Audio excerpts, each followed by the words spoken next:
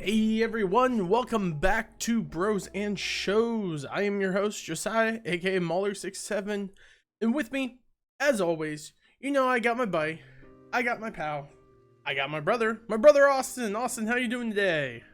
I'm doing pretty good. I'm doing pretty good. You're doing pretty good. That's good to hear. Mm-hmm. Someone poisoned the water hole. Someone poisoned all the water in the hole. All the water in the hole.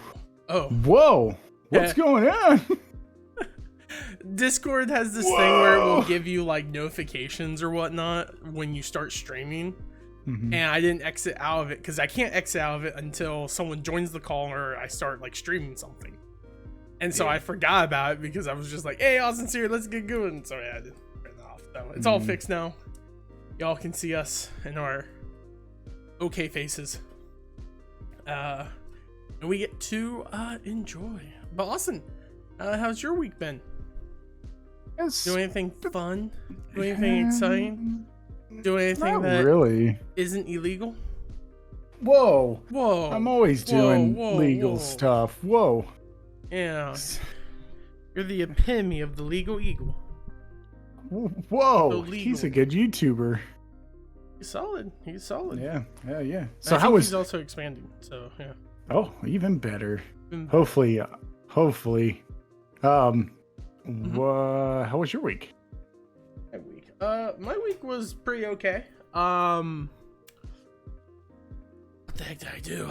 I basically chilled out by myself this weekend. I went to the Warhammer store with Terry, grabbed a thing or two, and then I started my first game of Warhammer. We didn't get to complete it because the store closed before we finished. Yeah. And then I've just been waiting for one of my games to be updated to make me happy again. And that has happened with Monster Hunter Sunbreak has announced the next patch, which is tomorrow. They had an announcement and they're releasing it the day after of one of the final monsters is Amamatsu, which is an elder dragon from Monster Hunter 3rd Portable, and it's like a wind Japanese dragon looking thing. Really fun fight. I enjoyed it, and it comes out tomorrow. Unfortunately, I have plans, so I will not be able to play it Thursday, but I will probably play it Thursday when I get home if people are still up at that point, or I'll just play it Friday whenever I get off of work. So all those good points and good things. Other than that, I've just been playing a lot of I got what is it called, Vampire Survivors, because it was on sale for like $3. So I was like, okay, I'll grab it. And so I've been playing that. It's okay. It's very much a mindless game. It's just a mindless game. And that's what I enjoy, because you just walk around, you're not doing anything, you're just only an analog stick is used. So I was doing that for most of the day today and the weekend, as well as like some other stuff. Also dealing with the like weird weather going on. Are you guys getting weird weather? Because we got snow, then we got rain, and then we got like really hot temperatures. Like today is 80 degrees. Yesterday was like yesterday 54. For us, it was like 35, 36, and I was like, man, this sucks. I didn't bring a coat because I thought it was going to be warm like the day before. And then I went in today and it was like a brisk 40, and I was like, okay, I can still wear a coat. Leave work at 70 degrees, and I'm like, this freaking, what's happening in our world right now? And tomorrow apparently is going to be warmer, so I don't have to worry about a coat tomorrow. Yeah, there you go. That's been my life, and I just I don't know how to deal with it. I have to grow, change, and move on, and adapt to the new surrounding. Yeah. So Austin. Yes.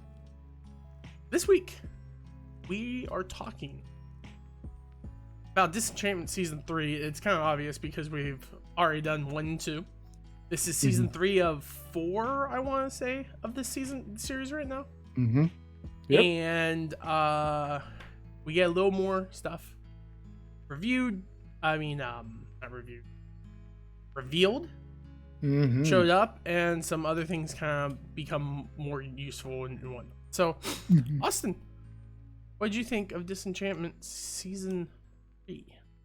Well, this is one of my favorite seasons. I think this is when the seasons start getting a little bit crazy with the characters, and that's what I like about this show. They start doing things that kind of like makes their personality a little bit better in the show. And I like certain things that they kind of just like stop doing. Like like the whole Elfo and like bean romance thing, like them trying to like hint at that kind of is still there, but it's not there all the time. And towards the end of this season, like it's really not there anymore. Like he kind of comes to the consideration that like he's done, like, you know, he's like Dunzo. Whoa, Shaco. No, and then one of the characters that I didn't think was going to be my favorite character ended up being like my favorite character on the show. Because of just his storyline that happens this season and next season. Zog. King Zog. Oh, okay. Zog, when he did the whole puppet thing, I laughed so hard. He's like, when he had freckles, I die every time because, you don't know everything that happens with Zog yet, but there is some great one-liners that are coming soon that I use on a daily basis. I believe it. I definitely believe it. So this season to me is like the start of the show starting to get in its shell a little bit. I feel like there's better episodes and it's not just hung up on like one big arcing story. It's more of just like they have that arcing story, but it's not the main lead of it. Mm-hmm. And it's interesting because like we get to see a lot of Steamland this season, and we get to see a lot of other characters that show their face, and I enjoy this season more than like season 1 and 2, so I think this is when like the seasons start taking off for me. Okay. I feel like the writing's a little bit better, and I think it's because of like, you know, all this explanation that you need to have in like at least one season, and they kind of went into the second season. But one of my favorite episodes is actually this season, so we'll get into that one. Oh, okay. It's the one where Mortimer actually goes back and tries to get coin. So it's a whole it's a whole Matt Berry episode. Oh, yeah. Sorry. Yeah. When you said go back and get coin, I was like, get coin? What the heck are you talking about? To get coin, what was it, soldiers and armor and stuff? No, all they wanted was money and weapons. Yeah, and the one thing I really liked about the one thing I will say about that episode, it made me chuckle and I enjoyed the writing of it, is in the very beginning, the freaking slow-minded soldier who was like, we need weapons. She's like, we got no arrows. And then at the end, they're just like, we got all the money. She's like, and we got arrows, and the cart's just covered in arrows from them getting shot at. And I was like, that's good writing right there. Like, that's a great like centerpiece. Yeah. I like that guy too. He grew on me throughout the season. He felt like the solid replacement to Jerry from last season. Mm-hmm. Even though he's been here the whole time, but he didn't really have that much of a singular face. Yeah, and we get to. There was a point where I thought he was the killer. There was the point. Yeah. But anyways, you were saying. Sorry, I didn't mean to cut you off. Oh no, there, mate. No, I'm just saying. I think the writing for the season's a little bit better than the last two seasons. I chuckle a lot. I actually enjoy the stories compared to like the first two seasons. I enjoyed some stories from the first two seasons, but like I think this one's a little bit better at structuring. If I could say that, like, you know, I just feel like it was easier to watch. I felt like that when I first watched this show. I feel that still now. Like I feel season 1 and 2 are kind of hard to watch sometimes because you have season 1. I give a pass though because, you know, you're setting up characters and universes, so I can understand why it's a little slow, and I can't really get into it. But I also had the same view on one of my favorite TV shows of all time, which is from Matt Groening, and that is Futurama. When Futurama came out for the first time, I wasn't really a fan of Futurama for, I'd have to say, a while. And then I actually went, I think it was for years, like, and then when they got canceled for the first time, I didn't really care for it. Mm-hmm. And then I think our friend had a copy of season 3. And I watched it and I was like, I got nothing else to watch. Let's watch it. And I was like, wow, this is a really good show. But I think it had to grow on me. It's kind of like how I feel. I know a lot of people might not remember this, but when Family Guy first came out, I remember Family Guy coming out and I hated it. I hated how dumb it was. Like, I didn't like it at all. And then like a couple years later, all these people started having like seasons of season 1 of Family Guy. And they were like, it's so funny, you got to rewatch it. And I was like, I don't know, dude, it's pretty stupid. And then I watched it and I was like, okay, this is pretty good. Okay, but this is pretty stupid. No, I'm kidding. Yeah, it's pretty good stupid. And like, don't get me wrong, I'm not a fan of Family Guy anymore. I haven't watched it for a long time. But the first couple seasons are good of Family Guy. I like the writing and I think it's funny. But it's one of those shows where like you have to keep developing that silliness. And sometimes that silliness gets old, like it gets played out. And I feel like Family Guy is really into that. But that's how I think I'm going to feel about Disenchantment is like, I think later on, a lot more people will love Disenchantment when what they love now. Because I know I see a lot of people that are Futurama fans that do not like the show. And I totally understand. Like, I get it. Totally understand. Yeah. No, keep going. Sorry. I didn't mean to. Oh, no, but that's all I was going to say. Like, that's how I feel. I feel like the show, it has its moments. I love this show, but I understand why other people don't really love the show like I do. So I totally get it. So, but yeah, that's all I have to say about that. But this is one of my favorite seasons of Disenchantment.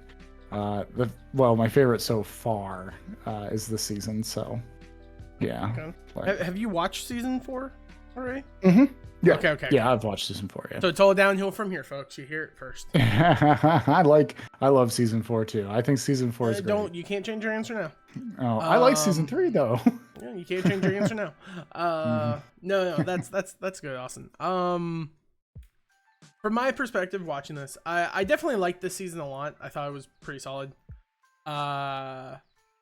You say they kind of held back on the whole Elfo Bean. Now it just wasn't Elfo doing everything for Bean, and then it wasn't like they acknowledged it now. Like, yeah, I liked her, and she's like, I like him, but not as a friend type deal thing. Blah blah blah blah. And so like that still is happening to me, in my opinion. Like I feel like it's still a thing. So I'm like, three things I want to say about the season that made me like it more, right? One, they had another voice actor that the second he came on, I went, I know where he's from. And it makes sense he's here because the other guy was here. Yeah. And that's fantastic, and I love him. I love that. I loved him, and I loved his whole story with him too. Right, can you guess? Yes. I don't remember.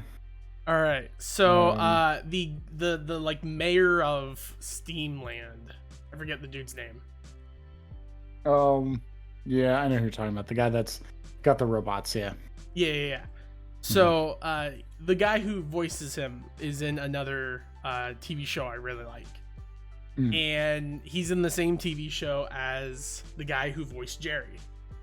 And so whenever he came on, I was like, oh, Jerry, like the guy who's voicing Jerry's here, so of course they're going to have it. Obviously they're all friends with each other, so they're connected. And then I was like, this all makes sense. Like the one of the reoccurring things that happen in TV shows, cartoons, specifically in voice acting kind of thing, is when you have one person who's a voice actor, they will bring in their friends as like references for them to be like picking up the rules. Because like we saw it with you see it all the time with the people from Critical Role, right?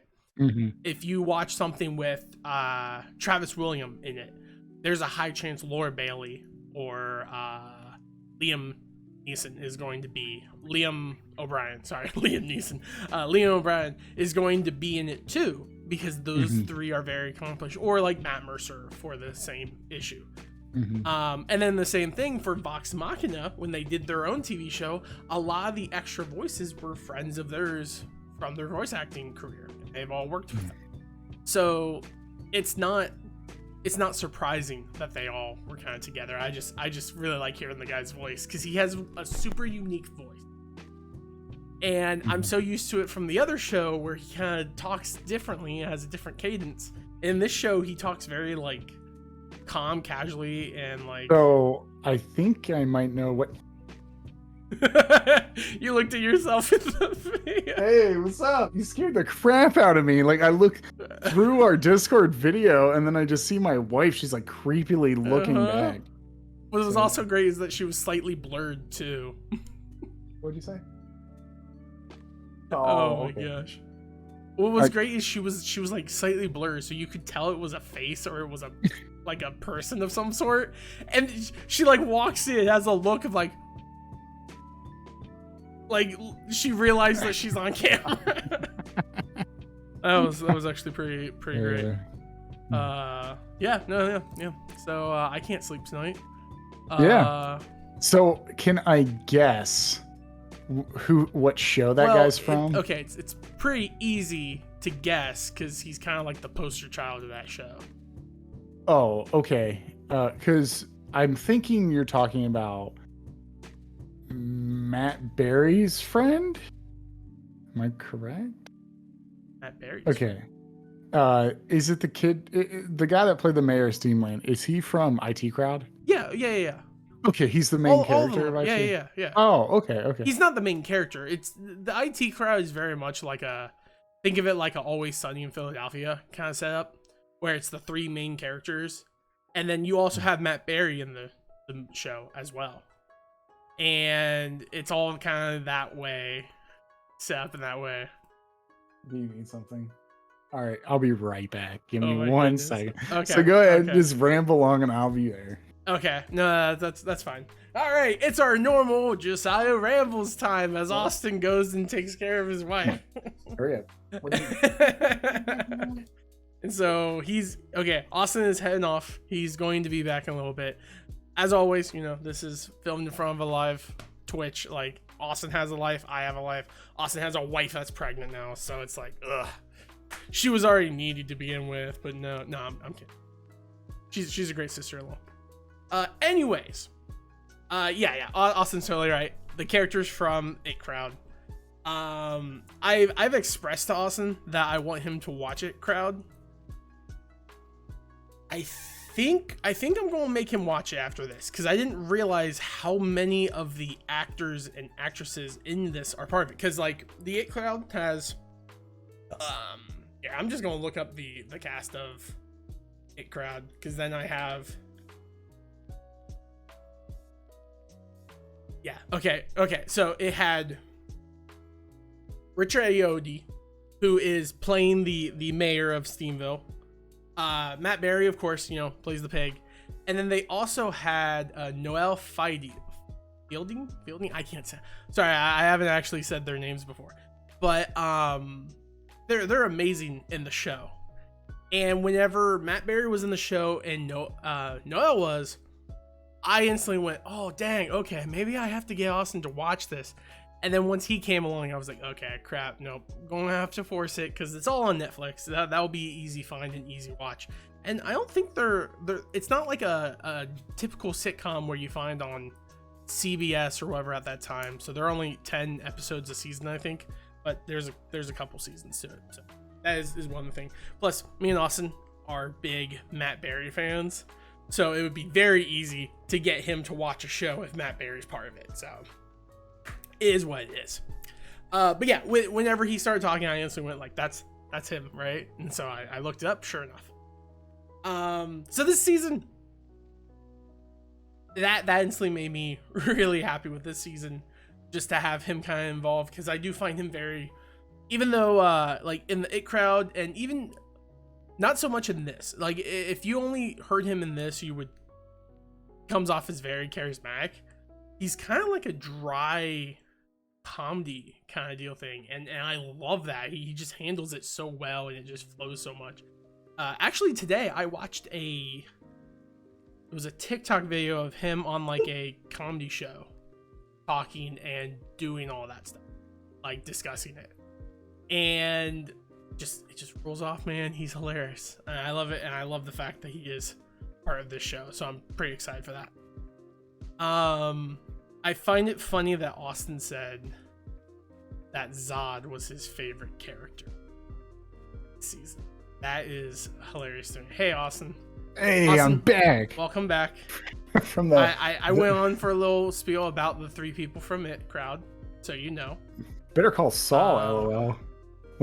Better Call Saul. No. And then the final season just came out on Netflix for people that have not watched. For those poor saps. Already seen it. Yep. But yeah, like, how do I say this? I was explaining how I was just starting how I found it funny that you said Zod was your favorite character. He probably was my least favorite character this. Really? Well, I can understand. He got relegated to mindless and just became a plot point midway through the season, and that was kind of annoying. Actually, not even midway, like 3 episodes in, he became a plot point. Yes. And he had no real functionality, and he served as nothing more than just inconvenient. And it was to the point where I think 3 episodes left. I was like, are they going to like fix Zod at this? Like, come on. I'm just tired of him being all honky. So let me rephrase this. Zod is my favorite character in Disenchantment so far, but the Zod that I like is not in this season. This is when I started liking Zod's character, because the ending of the season is what I like about Zod. Now, the Zod that was throughout most of the season, not really anything there. But what it's leading up to in the next season, that's what I consider Zod my favorite character. But like out of this season though, my favorite character would probably have to be I don't know. I really don't know. I think like there's a lot of great characters in here. I think Mortimer is one of my favorite characters because he's a pig and he's just ridiculous. And I like Frank Perry, so you know. It did not make any sense. That episode didn't make any sense to me. Yeah. Like the ending didn't make any sense to me. I was kind of like, what? Okay. But Chaz is here. Chaz is gonna bring you to the morgue. I think my favorite character this season, Bean definitely jumped up there. I found her more as like, okay, she's going to be in the top just because you see her all the time. She's like the equivalent of saying like, you know, Leela's your favorite character from. Mm-hmm. I'm sure there's a lot of people who look at Leela and it's like, oh yeah, I love Leela. But it's not like what she does. It's not her antics. It's not how she acts that people like. It's because she is always the calm, level-headed person. Mm-hmm. And it's necessary for the group, and you acknowledge that and you respect that. But whenever people mention like Futurama or whatever, it's not really like Leela's jokes that land. It's more of Leela amplifying other people's jokes. And so that's why people tend to like Bender a lot, even though a fraction of Bender's jokes come at the expense of Fry or Leela. And then that's what amplifies it. Or Fry's just being an idiot. I truly thought, like, I enjoyed how Terabini, actually, she stood on her own 2 feet a lot. Like, she was the level-headed person in this season, but there was some solid jokes with it. I will say, I know one thing I don't like about this show, and it hit me as I was watching this season, and it was every season has drug joke, multiple drug jokes, and the joke is they take drug and they see stuff, or they go weird. And he's like, you did it once, like, get over it. Like, first season it was Una with her drugs and she's yelling everywhere, and then I think they drank something that made them go. Season 2 was the Den episode. Was that the Den? I think it was, or no, that was season 1. That was season 1 because that's the episode where Elfo has the giant girlfriend. Mm-hmm. Because she has like the vision that they're together. Yep. Yeah. And then like this season, they're like, "Oh, don't eat the spores. Don't smell the spores. Oh, now we're all druggy, so let's do a couple scenes with drugs." And I'm like, "You done this already. I don't really care for this." And then they do the Ona one again. I thought the Ona one was pretty funny though, because it's just a It's okay. So here's the thing: they at least used it for a plot relevancy. The whole idea that like Una does all of her thinking and like planning on drugs, and it makes her like unintelligible to people, but to Bean, it makes her just a super fast processor. She thinks through stuff. I'm like, okay, that's fine. That's okay. It's more or less the Spore one that was like, you've done this before with them being on drugs. And I think that kind of leads to that level of thought process when it comes to the room board. Because, you know, think about it, right? Matt Groening, biggest cartoon is The Simpsons. He can't have a lot of drug use in that show. One, it's on Fox. And freaking, they're going to be hard as nails on what can be shown on Fox at that time period. Yeah. He still has those things, but it's only relegated to 2 people most of the time. And that's Marge and Homer. No one else can do it because they're kids. Well, no, that's not really correct in a way. Now, there's 2 episodes that like reference drugs pretty hard in The Simpsons. Yeah, but they're not like psychedelic drugs.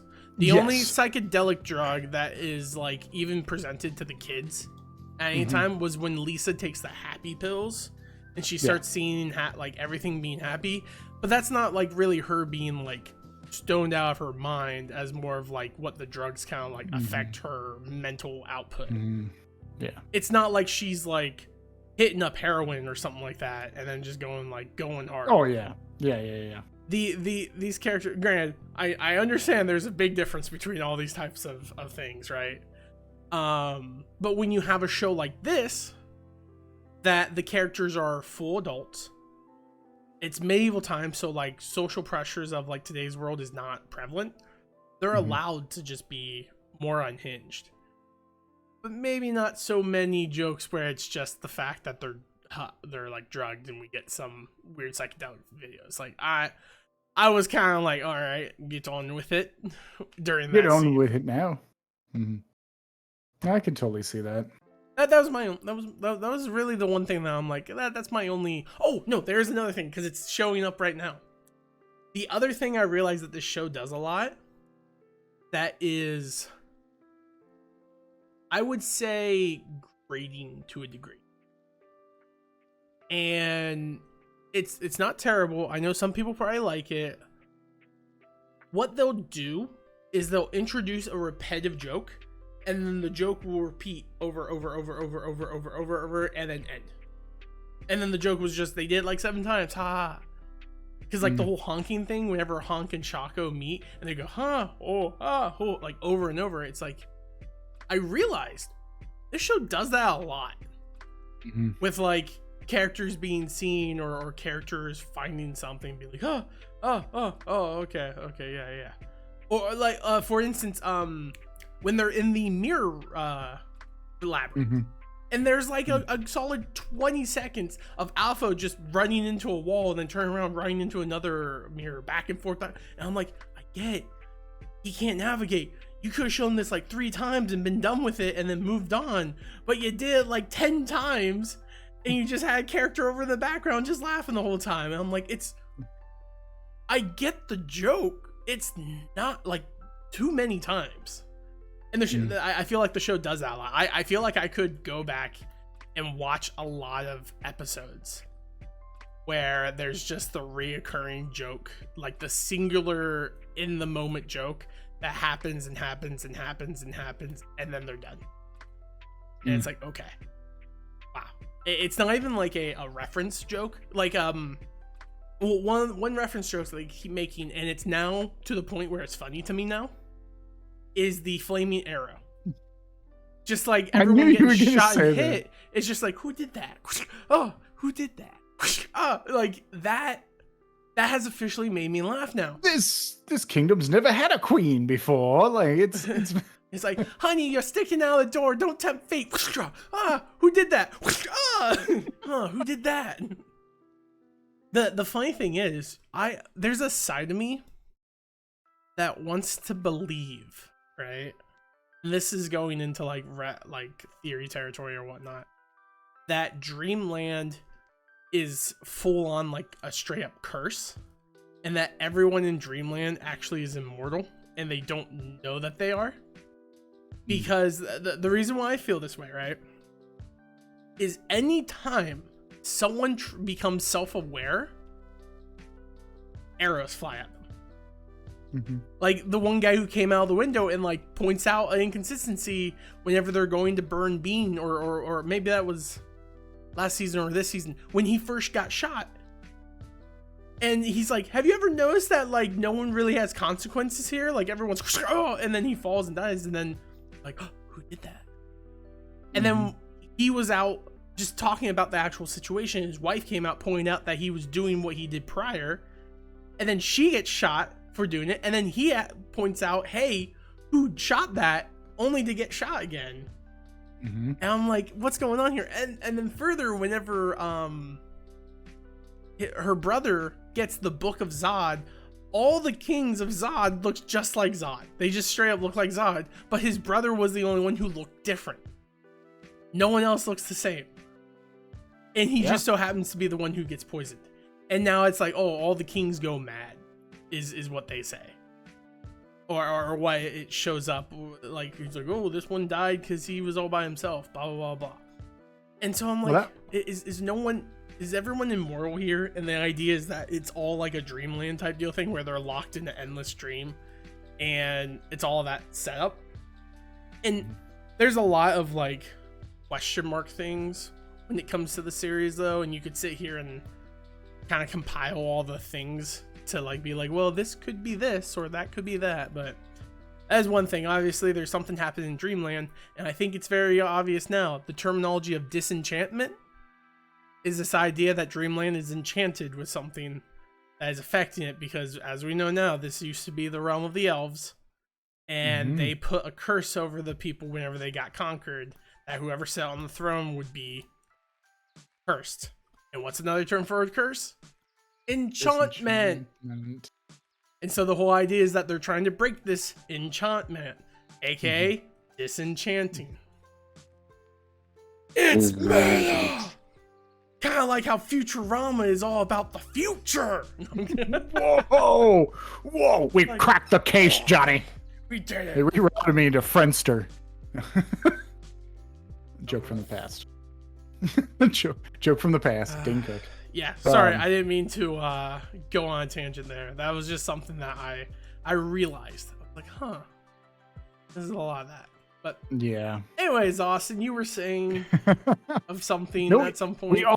We also found out that Zog's brother was actually murdered by was it the Dark Council? Yeah. Or someone? Yeah, they talk about we also learned how he was murdered too. Yeah. Wasn't it like? No, okay. They mention it in passing that he was killed, but you see you see a definitive thing in the show that says how he was murdered. And it's whenever Bean is being crowned, and she says, "This crown sucks," and she chucks it, and the one witch broom girl catches it, and you see the chiseler working. You can pause it and read each of the king's first words, and the last one, which was his brother, says like, "I'm dying of cyanide or arsenic," and it's like, all right, so that was his first and last words. All right, album it is. Yep. But yeah, it's pretty interesting how they're setting up for something big. That's why like a lot of fans are like waiting for season 5, because season 4 does not, like, season 4 does explain some things. Like we get a lot of background story here soon, and then we get a return from a character that everyone loves. He shows back up, and then is it Lobo? How did you know? No. It's a character that a lot of people in the Disenchantment community love, and he actually returns, and it's weird how it's explained. And also too is we get to see, you know, we got to see like a snippet of something that has to deal with a question that you probably have, because the ending of the show is Bean is getting married to someone. Oh, to Satan. It's definitely. Yeah. I would love it if there's a reference to Robot Satan at some point in the season, because that's the thing, right?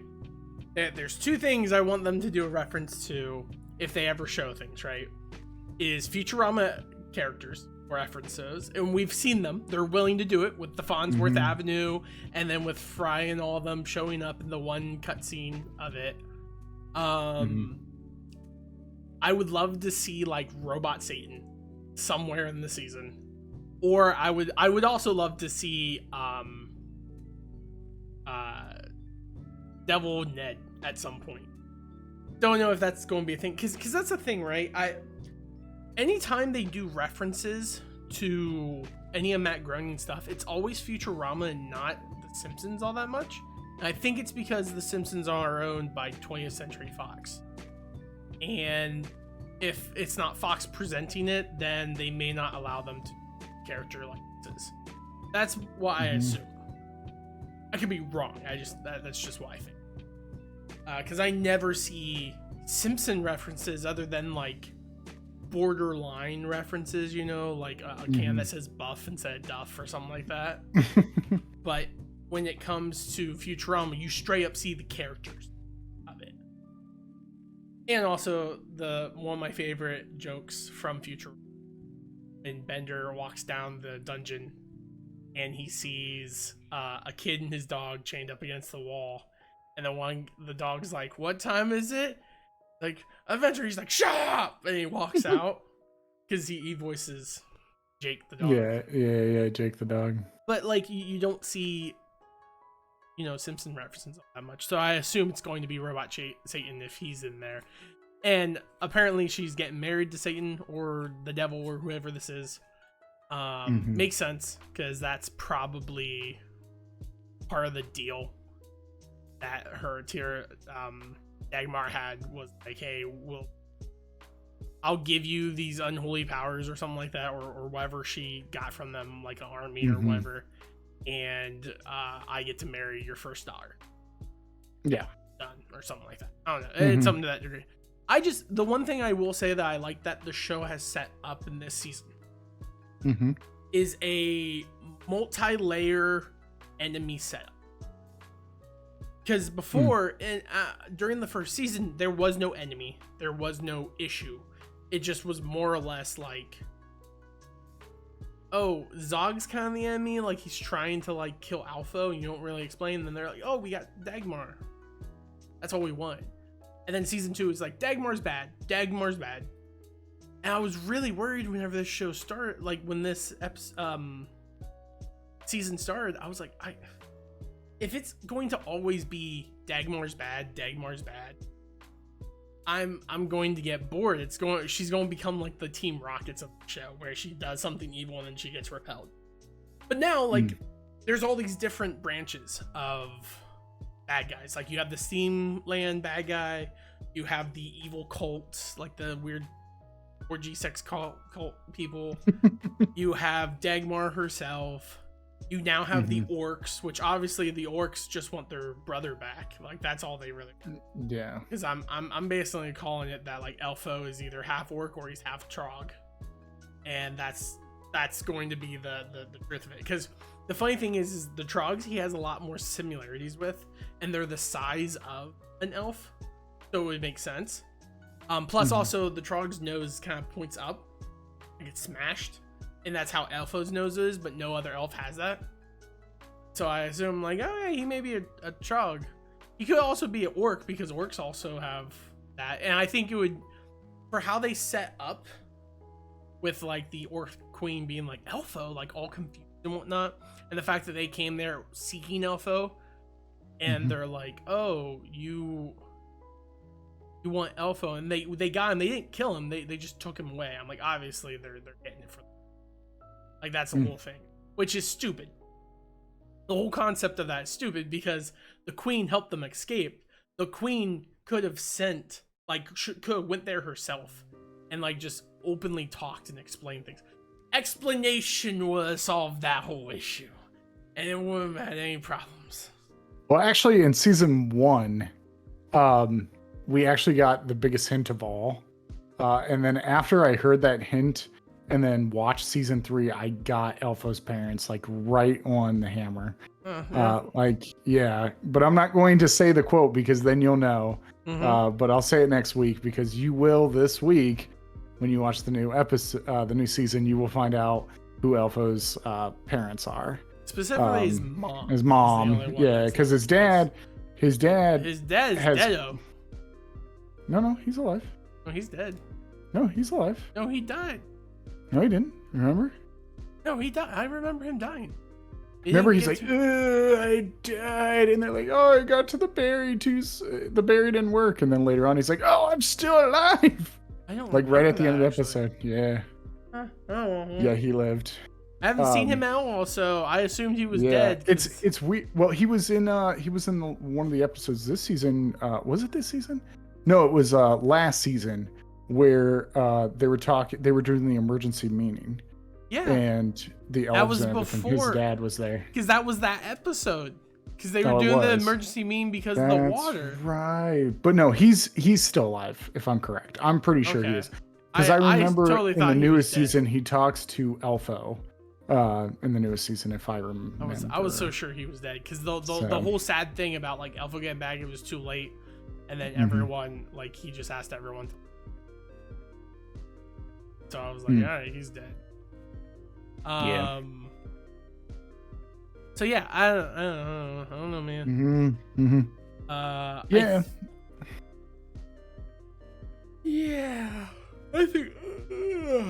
think the show. I think the season was good. I thought it was a great, to the point season. I like the whole Trogs being like, yeah, you're our savior. You're fine. You're cool. You're great. I do also like the fact that she doesn't realize that the thing's taking her to hell the second that it starts going down.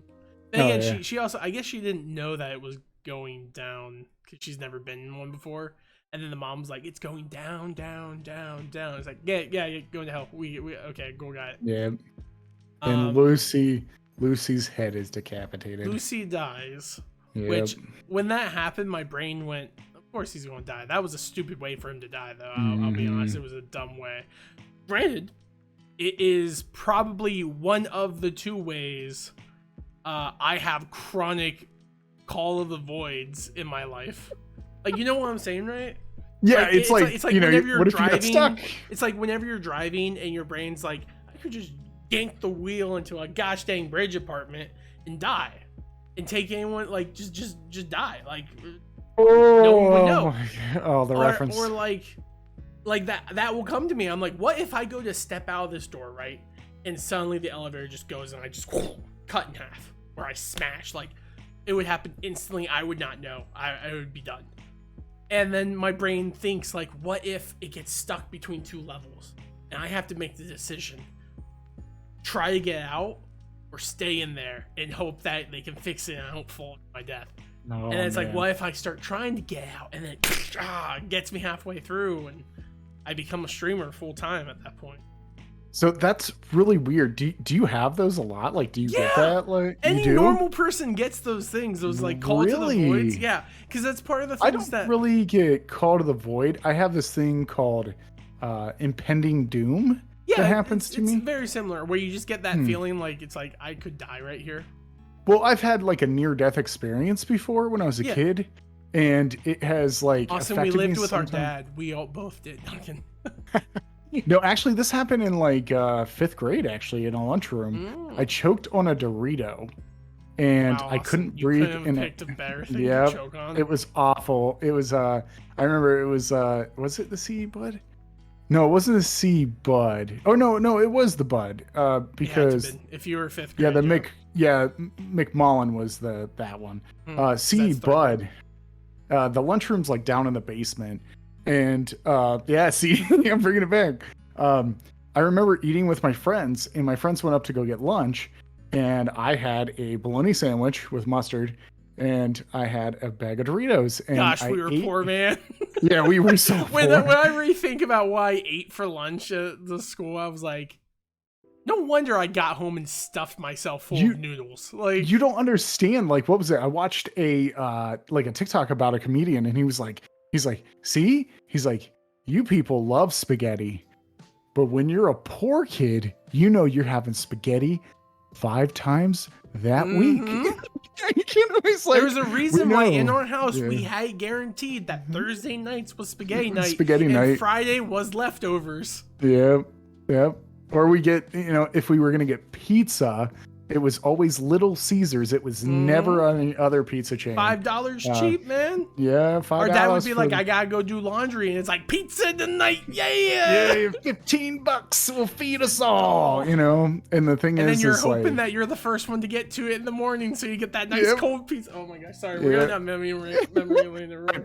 So what happened was I actually ate a Dorito, and a Dorito that I ate, one of the pieces was like probably this small, lodged in my throat, and I started like I was like, and I couldn't breathe or talk, and so I was like, and I felt like I was like, this is the end.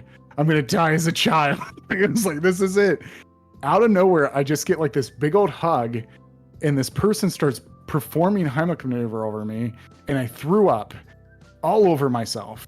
And the Dorito, I just threw up Doritos and like this bologna sandwich all over myself in this lunchroom. And I turn around, and it's my buddy Jake. I think I remember this. I think I remember you telling me this before. Yeah, and then I looked at him, I was like, how did you know? And he's like, bro, you were like, and he's like, I come back from lunch and you're just standing there like this with your hands over your like throat. And he's like, I know this. And I was like, I'm so glad that I became friends with one of the smartest kids I've ever met. I'm so glad I knew that guy. Yeah. Billy Madison. Yeah, but no, so like, I have these things where like, I'll have that flashback happen, and I'll think about it, and I'm like, man, I could have died.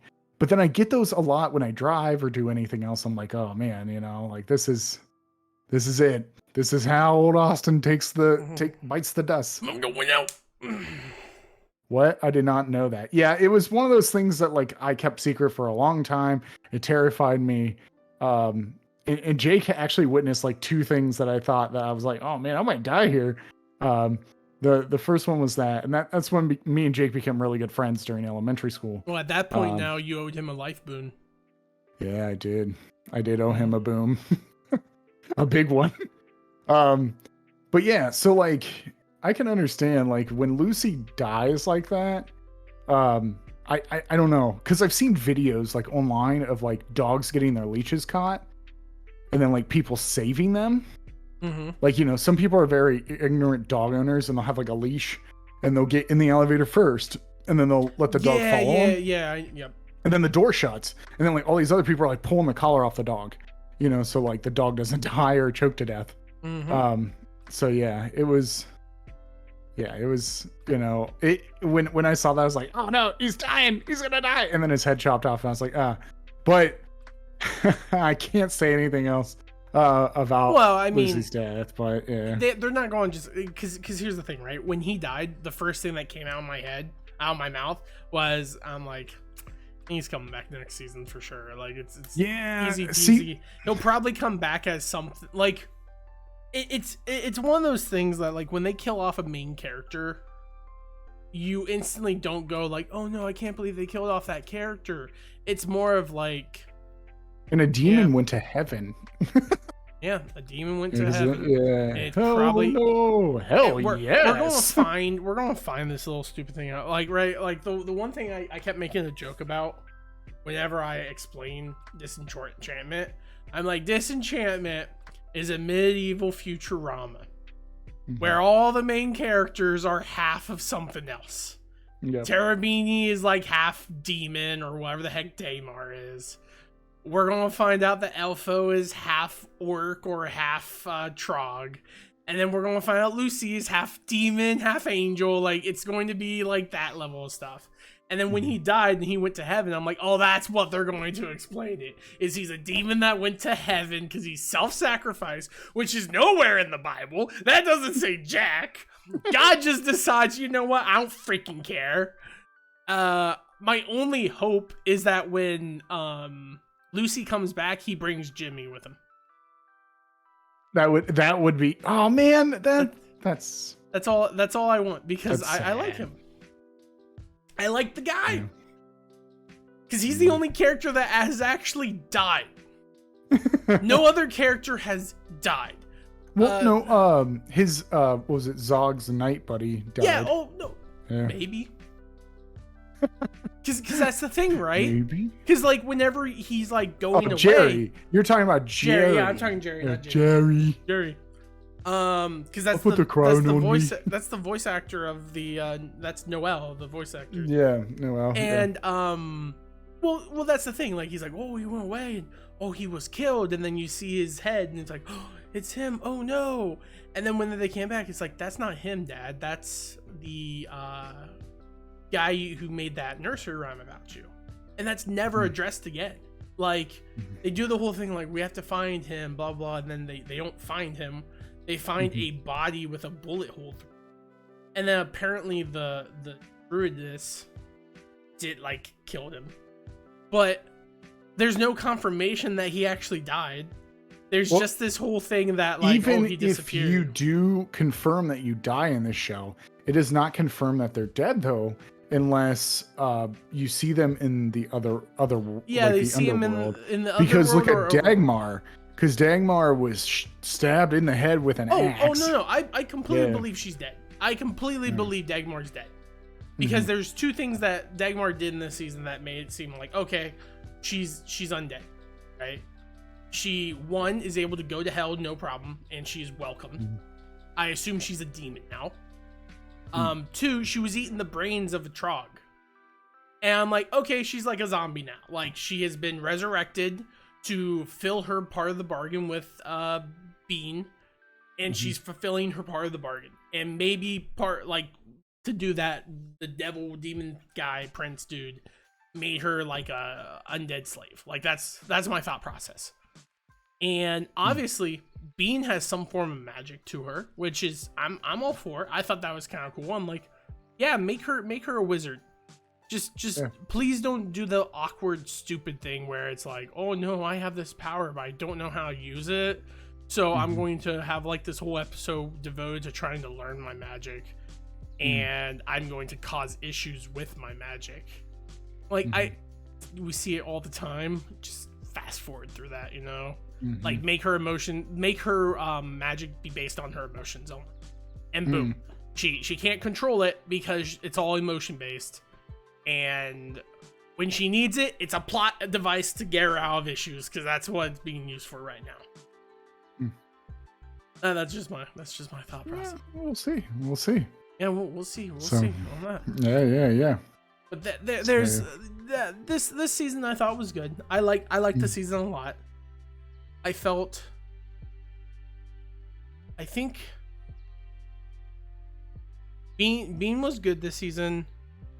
Alpha was better this season. I like the fact that he's kind of like, he's not over Bean, but he's not like obsessive over her. And I did feel like Lucy was oddly vacant this season. I think that's because at what was going on at the time of Eric Andre's like process of everything, he was doing the movie Bad Trip, and he was also, which is his own movie. Okay. And then he was also having a conflict with one of his co-hosts, Hannibal. Oh, really? Yeah, there was something going on that was legal, and I don't know what it was, but it put a pause on their show for a while. But also, too, he was on at this time, the new movie Jackass was going on. He was part of that, too. And part of Impractical Jokers at this time, too. So yeah, I could see why he was leaving. Yeah, so I could see why he didn't have so much voice acting. He probably had conflicts of schedules. Yep. So like, you know, that's how that works. But and that's perfectly fine with me. Like I think like especially for the fact that he has been mortal this whole time. He's a little more slower to do things to stop stuff, so it makes sense.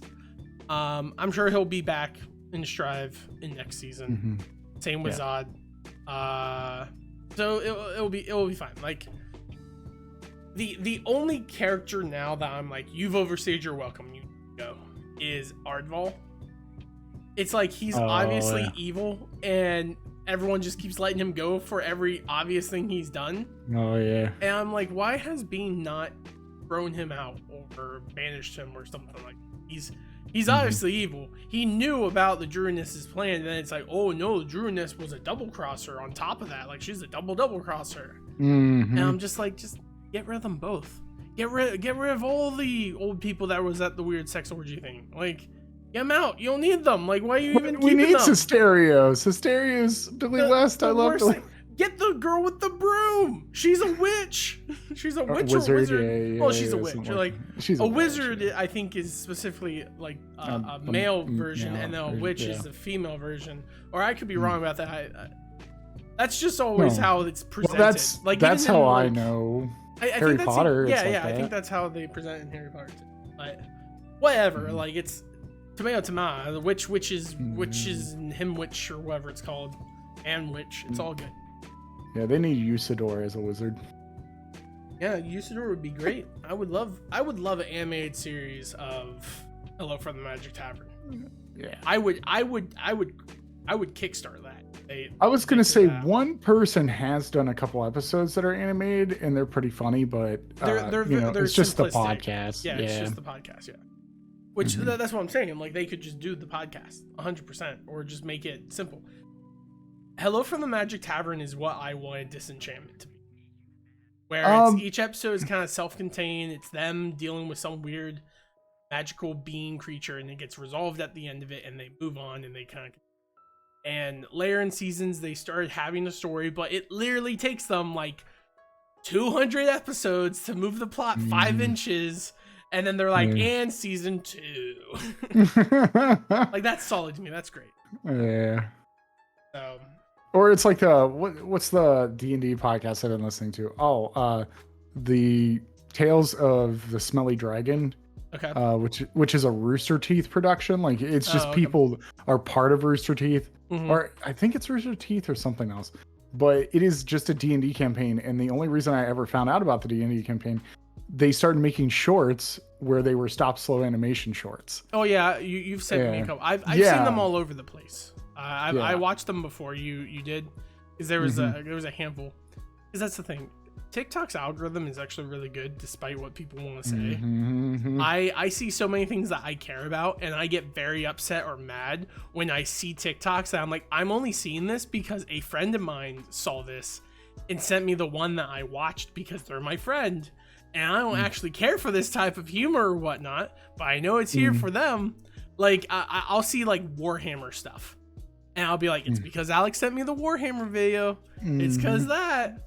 Or like like whenever you were sending me all those cat videos, I was seeing all those everywhere. I was like, because I watched those cat videos. Oh man. And then I'm like, I know like you guys have like videos that I send to you that I find freaking hilarious, that are just like, why are you sending me this reminder daily that Ronald Reagan's been dead and still dead? Like, why are you doing this? Because it's funny. That's, yeah. So does it connect to Wi-Fi? I don't know. Regardless, we need to stop it. Yeah, we can't trust it. Yeah, I rest my case. But yeah, so I'm excited. We actually a little bit messed up on this actually. So Disenchantment season 4 we're gonna do, unless like we decide right now. Today actually was the season finale of Mandalorian. Oh really? Oh wow. Yeah, I was a week off. I was a week off. Look at me, not double checking. The other thing is in the future, guys, Barry season, the last season the first 2 episodes did come out today, but we're gonna do that probably on a later day because I think there's gonna be 8 episodes of the series finale. They're coming out weekly, or are they coming out? Yeah, weekly. So 1 episode weekly. Yeah, well, they did 2 episodes today and then an episode every week. Okay, so in the future, whenever they finish, we'll. Yeah. Because I made a list of more shows I want you to watch. So. Well, I have multiple 1, 2, and 3 seasons. Okay, I have a 1-seasoner, but they have a 2nd season coming out here this year. But I finally got around to watching it because actually you sent me a TikTok of it, and I was like, all right, I got to watch this because I've been holding this off for a while. I'm going to watch it. So I ended up watching the show, and I very loved it. I loved the show. So one of these, whenever Good Omens. Oh, Good Omens, yeah. Yeah, I finally got to watch Good Omens, and it is a great show. And I think I will make you do it because, the only reason I will ever watch that show is because the man that wrote that book, I love that man. It's the guy who did Sandman, right? Neil Gaiman? Yeah, it's Neil Gaiman. Yep. See, the only reason why I watched it was because of... Tennant? David Tennant, man. David Tennant, Michael Shreen, and then what's really funny... I'll tell you what, man. The guy they pick to play the witch hunter is Chuck from Better Call Saul. He actually, he's really good at it. He's really good. So, and some of the other people that I know, I was like, hey, that's... here's my thing, right? David Tennant, I always saw him as like the doctor because that's how everyone saw him as. I didn't really care because I wasn't really a Doctor Who person. It was on a show it was on a channel that we never got, so I never even knew it existed. Oh, BBC. Yeah, BBC and whatnot. It wasn't until I watched him in DuckTales that I went, this guy's awesome. Like, that's a great accent. No, that's just his natural voice. Yeah. His other version that he does, that his like, I have expressed this. I think I've expressed it to you. I've expressed it to multiple people that nothing blows my mind more than British and like European actors, because they have to, in order to be in movies, they have to learn American accents. Oh yeah, and we've talked about this. To hear them talk, you're like, oh yeah, this person's completely American. And then it's like, nope, surprise, Scottish, buddy. One of my favorite, of that, where you think this person is American, and then when they speak, you're like, wait, that guy's British? And that is Andrew Lincoln, the guy that plays Rick from Walking Dead. Like, you look at him and you're like, he's English. I was like, he's American. And they talk to like, yeah, so me and Norman Reedus. And I was like, what? Yeah, because people were like that with Bella Ramsey. They were like, I thought she was Ramsey, American. Tom Holland is another one with it. Like, Tom Holland. There's so many. I give them all the props because I'm like, you have to learn both how to be a great actor and learn how to do an American accent, just because Americans suck and they only want to hire American actors. Yeah, so the thing is with David Tennant, though, is like, David Tennant to me I wasn't a fan of David Tennant until one show where he was only in it for 1 season. And I was like, this guy, whoever he knows how to marry his sister. Oh, sorry. What's up? Marry his cousin. No, it's Jessica Jones, actually. Jessica Jones, season 1, he's the Purple Man. Yeah, and he did phenomenal. And I was like, okay, everyone talks about this David Tennant guy. So then when I watched Good Omens, I was like, oh, it's David Tennant. Even better. And the character he plays, I knew that they were going to pick him to play that character. And he does not let us down at all. It is a phenomenal show. And I'm actually really excited to hopefully, that will probably be the next show that I make you watch, because season 2 is supposed to be out this summer of Goons too. So yeah, we'll see. Yep. But yeah. All right, awesome. That sounds good. I think that basically does it for this episode of Bros and Show. Good season. I enjoyed it. Can't wait to see next season. See all the great mysteries that are unveiled to us, and then we can watch the 5th season whenever it drops. So that's pretty solid.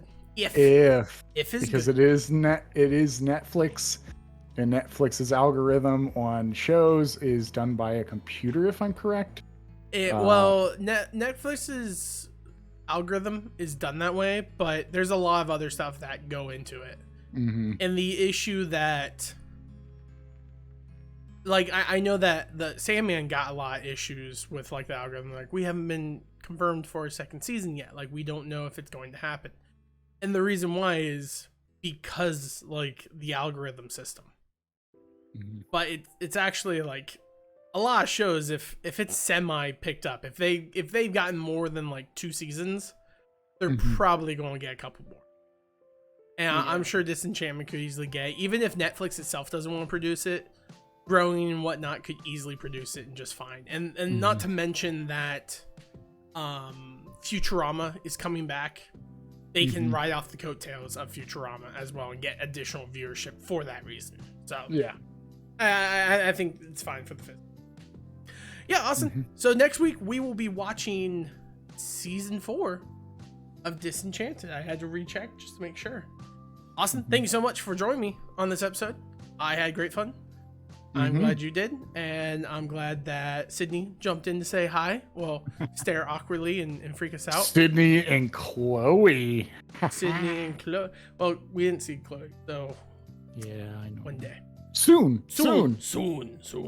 Well, and before you know it, she'll be part of the podcast, and it'll be Bros and $1. Watch Whoa. shows. Yeah, watch shows. Anyways, awesome. Thank you so much for joining me. Thank you all so much for stopping in, and thank you all so much. I messed that up. Thank you all so much for tuning in, and thank you so much for stopping by. Whatever. Guys, thanks for stopping by. See you guys next time.